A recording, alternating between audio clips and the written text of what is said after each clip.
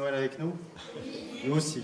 On est ravis d'être là. On va vous présenter cette fameuse et célèbre musique qui s'appelle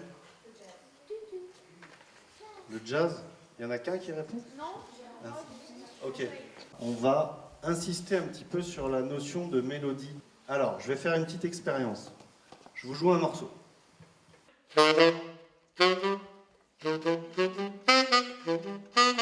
Oui. La Panthère Rose. Bravo. Alors, on savait que vous alliez trouver.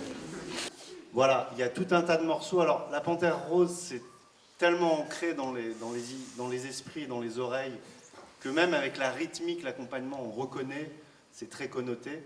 Mais normalement, dans la plupart des musiques, si on vous joue que l'accompagnement, vous ne reconnaissez pas. La mélodie, en revanche, vous donne une indication immédiate sur le morceau qu'on est en train de jouer.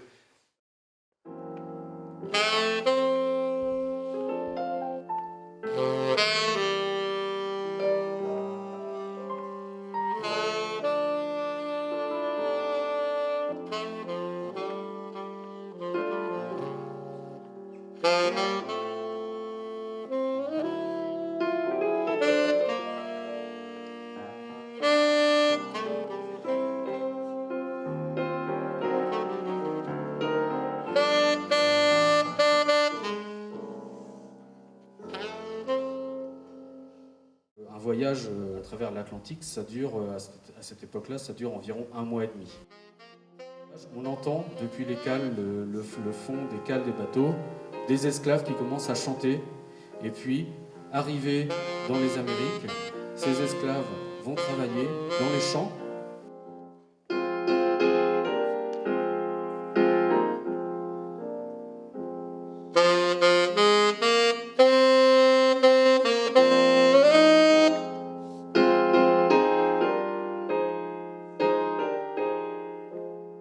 Le blues, c'est la musique du citoyen noir américain, nouvellement libre, anciennement esclave. La plupart d'entre eux sont extrêmement pauvres et ils vont raconter leur désarroi dans des chansons.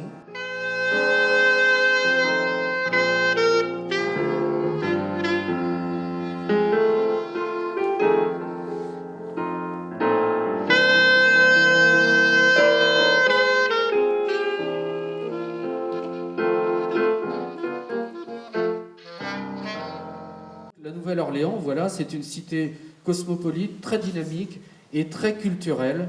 Cette ville, il y avait quelque chose d'un peu magique, il y avait de la musique partout. On l'a appelé le style New Orleans, c'est le nom anglais de la Nouvelle-Orléans.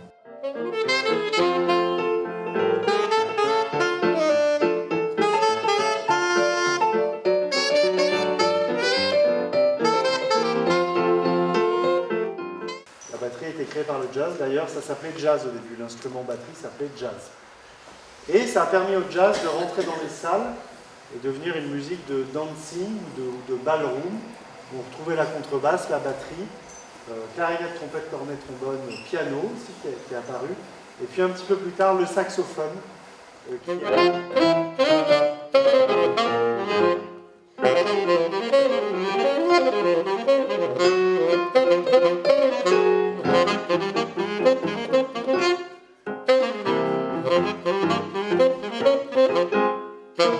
Le rock'n'roll, c'est directement en filiation avec un certain jeu de jazz où on a commencé à appuyer un peu plus fort sur la batterie et aussi avec l'électrification des instruments. Et donc le jazz, en fait, c'est lui qui a donné naissance au rock'n'roll, qui lui-même a donné naissance à toute la pop musique qu'il y a derrière. Un projet qui est fait pour sensibiliser et apporter des informations, je dirais pas éduquer, mais enfin apporter un peu de culture sur le jazz aux élèves. Donc des collèges principalement, mais c'est quelque chose qu'on peut aussi faire en primaire. Et sur une petite forme comme ça en duo, qui est assez simple à mettre en place, pas très gourmande financièrement, on est susceptible voilà, de pouvoir s'adresser à un certain nombre d'établissements de la région et même d'ailleurs.